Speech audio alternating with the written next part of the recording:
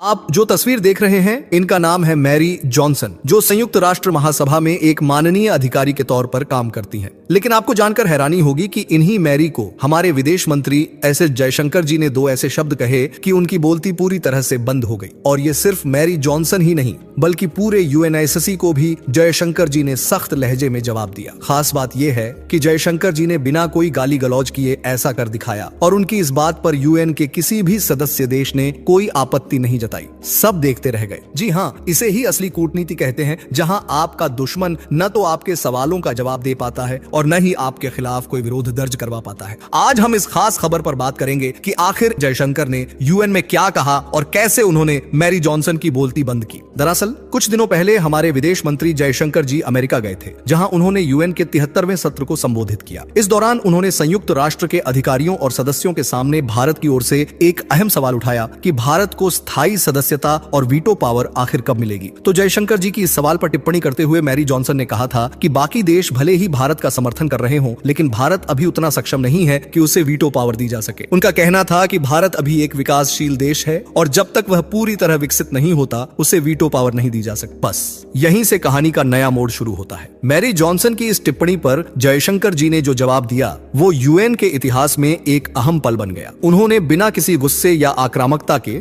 बेहद शांत और सटीक शब्दों में मैरी को जवाब दिया। जयशंकर जी ने उनसे पूछा कि आखिर भारत किस क्षेत्र में पीछे है? क्या भारत डिफेंस में पीछे है? क्या भारत स्पेस टेक्नोलॉजी में पीछे है? या फिर भारत की अर्थव्यवस्था खराब है? उन्होंने सवाल उठाया कि आखिर भारत किस मामले में कमजोर है, यह बताने की कृपा करें। जयशंकर जी ने आगे कहा कि भारत वह देश है जो वैश्विक मंदी के बावजूद भी अपनी अर्थव्यवस्था को लगातार आगे बढ़ा रहा है। आज भारत में $100 बिलियन से ज्यादा का विदेशी निवेश हो रहा है। भारत की जीडीपी, फॉरेक्स रिजर्व और अंतरराष्ट्रीय व्यापार हर साल मजबूत हो रहे हैं। उन्होंने भारत की उपलब्धियों का उदाहरण देते हुए कहा कि यूपीआई और रुपे कार्ड जैसे भारतीय सिस्टम अब वैश्विक स्तर पर भी इस्तेमाल हो रहे हैं। जयशंकर जी ने यह भी कहा कि चाहे कोई प्राकृतिक आपदा हो या मानव निर्मित संकट, भारत हमेशा मदद के लिए सबसे आगे खड़ा रहा है, चाहे वह देश दोस्त हो या दुश्मन। भारत ने कभी भी जरूरतमंद की मदद करने से पीछे नहीं हटाया। और ऐसे में यह कहना कि भारत अभी विकसित नहीं हुआ है सही नहीं है, बल्कि यह कह सकते हैं कि जो काम आज विकसित देश नहीं कर पा रहे वह काम भारत एक विकासशील देश होते हुए भी कर रहा है। जयशंकर जी ने अपनी बात को और भी मजबूती से रखते हुए कहा कि संयुक्त राष्ट्र का असली उद्देश्य यही होना चाहिए कि वह दुनिया में शांति स्थापित करे, लेकिन हाल के वर्षों में देखा गया है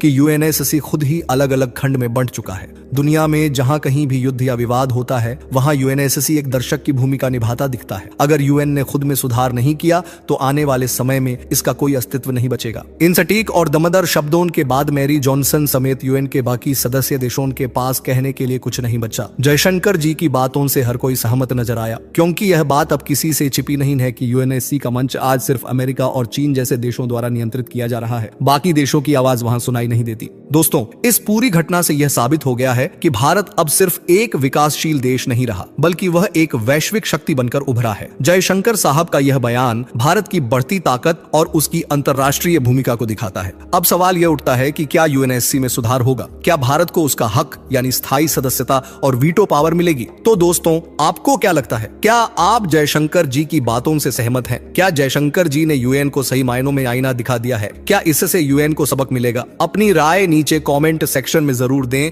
साथ ही इस वीडियो को दूर दूर तक शेयर करें, लाइक करें और चैनल को सब्सक्राइब करें।